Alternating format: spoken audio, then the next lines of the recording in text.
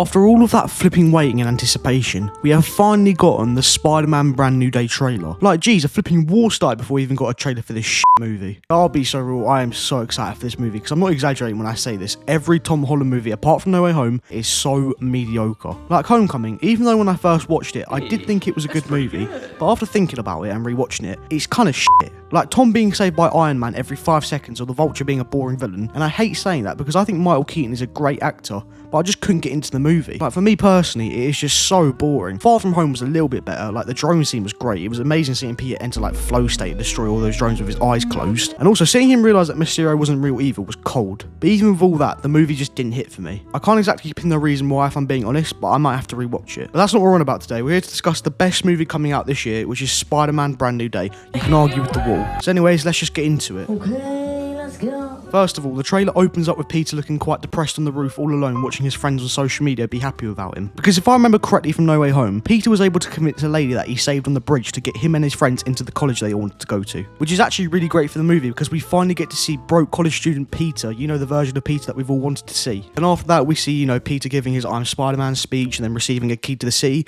I'm curious, when you receive a key to the city, what do you do with it? Also, isn't it quite pointless for Spider-Man to have a key to the city because he can't show anyone, because if he does, he will be blatantly giving his identity away. So cool, Peter will just throw that in the bin when he has the chance. After that, we finally get to the good bits. Like, we finally get a look at the Punisher. Bro, I am so excited for him in this film, because I know him and Spider-Man are going to bump heads so many times in this film. Like, it'll be him telling Spider-Man we need to kill these criminals, and Spider-Man telling him we know we shouldn't, it's not the right thing to do. So the whole movie, it will just be Spider-Man telling him about morals, and the Punisher saying F the morals. Another thing about this encounter I really don't want to see is a scene where the Punisher has got Peter tied up and, like, arguing or interrogating him. I want it to be the opposite. I want the scene to be the Punisher hanging upside down, whipped up, while Spider-Man is the one giving the speech and asking the questions. First of all, because it's like the most realistic. Like, I don't watch the Punisher much, but I'm pretty confident that Spider-Man should be the one beating him in a fight. And also because it's funny and it switches it up, because it's always the tough guy captures the comedic character all the time and then just asks some questions. I want it to be different. But moving on to the next scene I want to talk about, the mutation scene. I knew all those comic nerds on TikTok were right, because we're actually going to get organic web Tom Holland Spider-Man. Don't get me wrong, I've always liked web shooters, but organic webs just seem so cool. And also, let's just say you got bitten by Andrew Spider or Tom Spider, but you're just some average guy who's not really educated with science or making tech like that. You will never be able to web swim, because first of all, I don't think web shooters are even physically possible in the first place. And second of all, who can really be asked to make them? Like, I'll be so real, who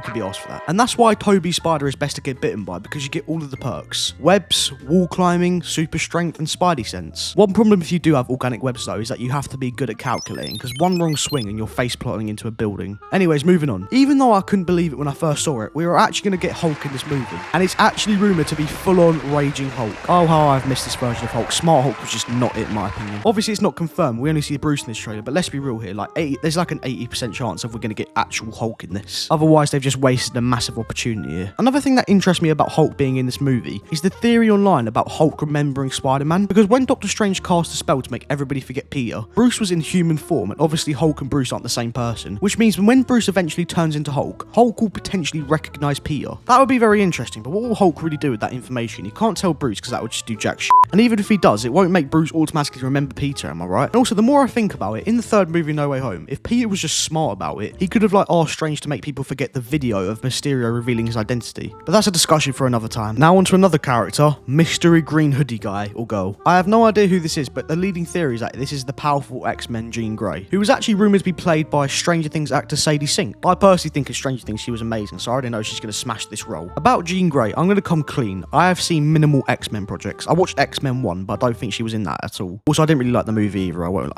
lie. The only things I know about her is that she has telekinesis and can control minds. Which brings me into another scene in this trailer. When Spider-Man rips open the tank door and looks behind him, the SWAT officers are moving in a weird way, almost like they're being possessed. So my guess is that it's Jean Grey mind controlling them into like, well, I don't really know, he just looks up. I mean, it'd be quite dark if she just like made them snap their own necks or something. Also, another scene which at first I thought it was just like Peter mutating or something. Some people have said it also could be Mr. Negative, and if it is, this movie's an automatic 10 out of 10 in my book. Because I can't stress enough about the fact that Mr. Negative is a top 10 Spider-Man villain. I might have said top 5, but there are better Spider-Man villains, I'll be honest. I doubt he'll be in this film, but if he is, that's sick, I can't lie. On to the next bit of the trailer. We have finally, after all these years, got a live action Scorpion. I remember when he was teasing the Spider-Man Homecoming credit scene. Ever since then, I've just wanted him to become a villain for so long. And the fact we're actually going to get him is just so cool. I just pray he's not like an opening villain, like one of those villains that get beaten and put in jail in the first 5 minutes of the movie. Because I love Scorpion, I want to see what he's going to bring to this film, because Insomniac's Scorpion Scorpion already made me fall in love with Scorpion's character, so I'm excited what live action Scorpion will do for me as well. Anyways, another thing I would like to talk about are the hand ninja cult thing. I've never heard of these guys before. I found out they're like Daredevil villains, which also makes me think that Daredevil could potentially be in this film, which would be another amazing addition to this movie. I still need to watch the show, but that's irrelevant right now. To this day, I still can't fathom how a blind man with no powers could beat an entire ninja clan who's been training their whole lives to be amazing at combat. Also, I feel like the hand is just like a rip-off of the Foot Clan. Like, are Marvel ripping off the Ninja Turtles, or was the hand created before the Foot Clan? Because I don't know. Anyways, last thing before I end the video. At the very end where MJ and Peter are talking to each other, there's like a board in the background which have a bunch of pictures of Spider-Man. And some people are theorising that board is MJ and Ned trying to figure out who Spider-Man is. I'd actually be down to see that, because that actually does seem like something that MJ would do, considering the fact that she literally figured it out in Far From Home. And now, after all of that analysation, I'm going to predict this movie will be a 10 out of 10 across the board. And this is my most anticipated movie of the year, so I really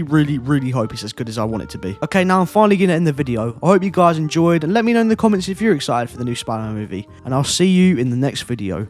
Bye.